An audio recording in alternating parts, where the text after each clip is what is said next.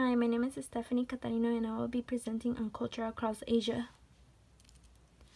I'll be mentioning some of the key artistic pieces that I found interesting. One of the first is Transformation of Kabuki. The story behind it is that one of the individuals named Hangan investigates a suspicious death of the father of his fiancée, Princess Tirute. Two of his enemies try to lure her out of her house in order to kill her, but instead one of the individuals ends up killing his own sister. The image on the left has a bit of color, but even though they're not full with different varieties of color, you can see their facial reactions and their facial expressions amongst each other.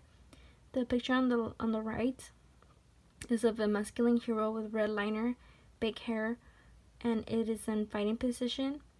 The story behind this image is that he is actually in a set of triplets who try to be serving a lord,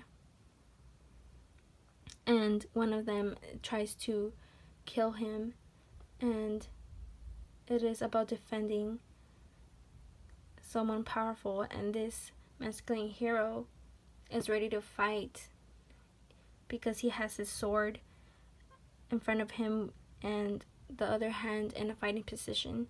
The red liner on his face is actually used to enhance anger or any tension that the character might have. Another point that I came across when I was walking around the museum was the Silk Road, because it was a time where silk was produced in areas of China. The women actually spent half the year making the silk by feeding and tending the caterpillars. The legend of how the silk became a source was that a young girl was drinking tea under a tree, and a silkworm cocoon fell on the tea and it became loose, where it was able to be twisted and become fiber to turn into silk.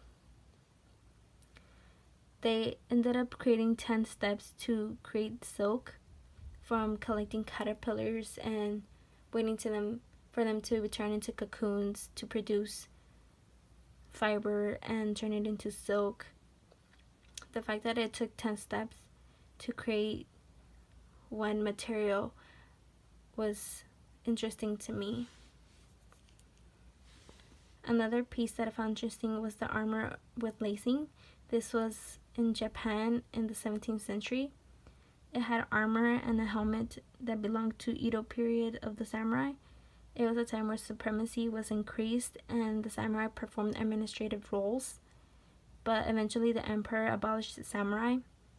The art piece has a full body of armor, and it isn't just one color, it has different types, and it looks like it covered the individual from head to toe, even the face.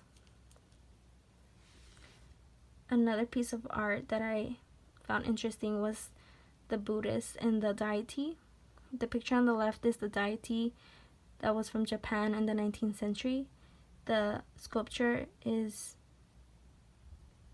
in a sitting position, and the deity has 12 arms and 2 of them in the center where he is trying to reach enlightenment. The picture on the right is of a sculpture from Thailand of a Buddhist who is trying to witness enlightenment and reach victory over ignorance. He is actually trying to contact Mother Earth in order for it to witness what he is trying to do. I found these art pieces interesting when I was walking around the museum because they stood out of every single one of them. I hope you guys learned something new. Thank you for listening.